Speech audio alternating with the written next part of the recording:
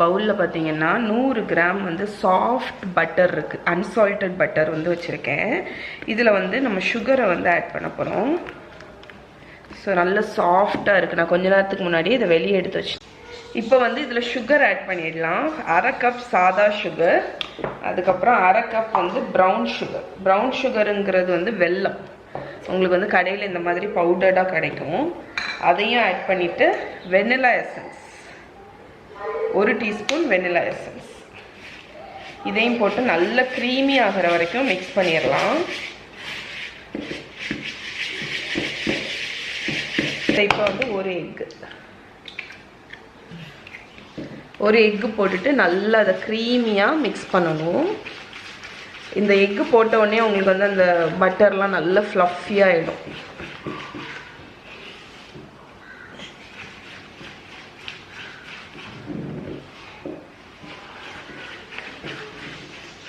இப்போ வந்து நம்மளோட மிக்ஸ்சர் வந்து எப்படி இருக்குன்னு பார்த்தீங்கல்ல. இதில் 1.25 கப் வந்து மைதா மாவு, இல்லை இப்போ உடனே பிசைஞ்சா என்ன ஆயிரும், ஹார்டாயிரும்.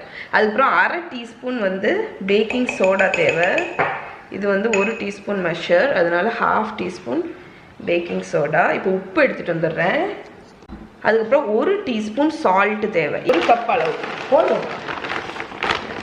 1 கப் சாக்லேட் சிப்ஸ்.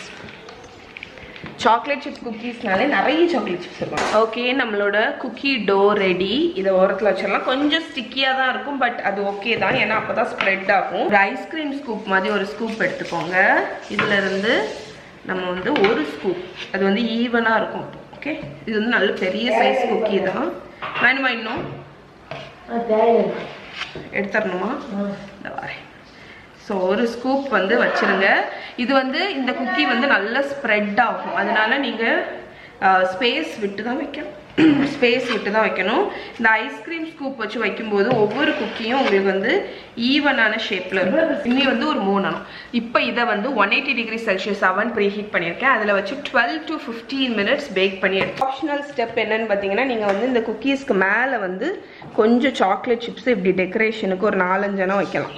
அப்போனா இது வந்து சாக்லேட் சிப் குக்கீஸ்னு தெரியும். அப்போ தான் வந்து அது வந்து கம்ப்ளீட்டாக கூல் ஆகும். ஓகே ஃப்ரெண்ட்ஸ், ஸோ நம்மளோட குக்கீஸ் வந்து ரெடி ஆகிடுச்சு. இதில் ஒன்றை வந்து உங்களுக்கு பிச்சு காணிக்கிறேன். இங்கே வந்து குக்கீஸ் வந்து சாஃப்டாக சூயியாக இருக்கணும். இது கூட நீங்கள் வந்து குழந்தைங்களுக்கு 1 கப் பாலோடி கொடுத்தீங்கன்னா சூப்பராக இருக்கும்.